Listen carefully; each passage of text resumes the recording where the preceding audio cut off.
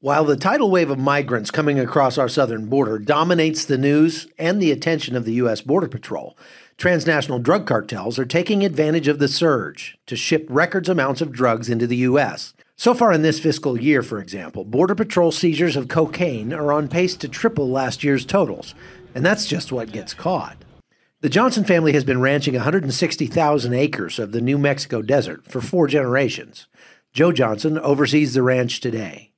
Well, my grandfather came here in 1918.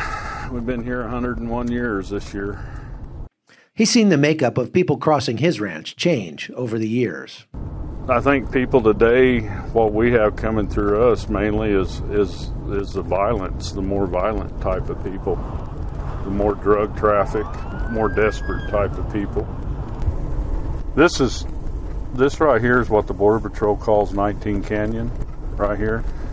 And we've been told many times we ought to stay out of here because of the danger aspect of it.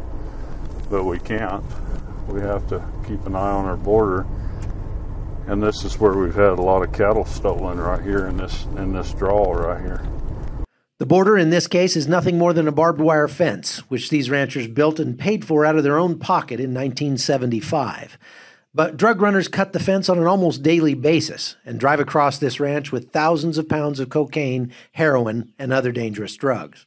That's bad enough, but there's another risk the Johnsons have to face. This is all keeping us apart right now, and we've had theft, people coming out of Mexico stealing our cattle.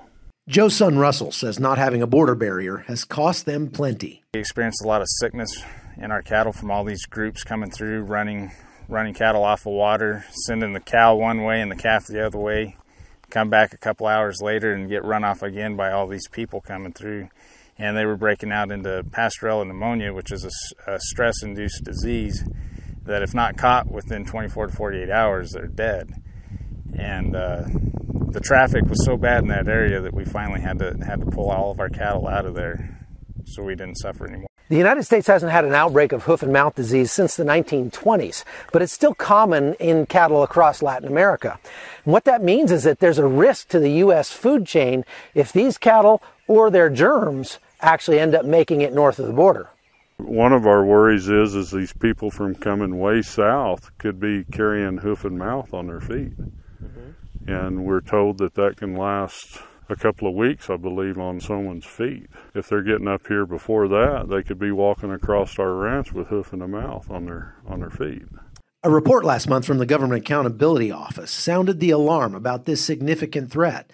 It shows the United States would be unable to stop an outbreak of hoof and mouth disease quickly, as there's only enough vaccine available to treat a tiny fraction of American cattle and swine that could be affected. And that could cost American ranchers over $19 billion in lost exports alone. Johnson says he thinks there's a cheaper solution. It's a struggle for us every day. It's a struggle for us every day, and a very worrisome. I think the only way that things are going to get better is build a wall on this border. From the U.S.-Mexican border, I'm Chuck Holton for CBN News.